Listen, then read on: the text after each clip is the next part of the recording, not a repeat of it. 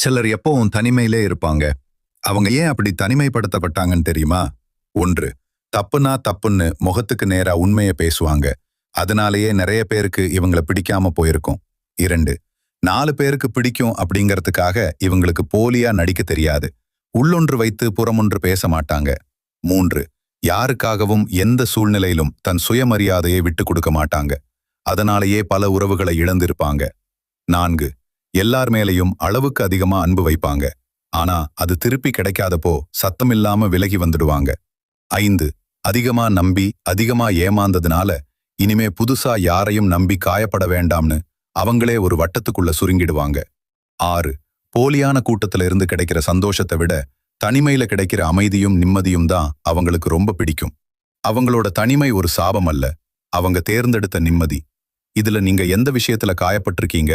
கமெண்ட்ல சொல்லுங்க.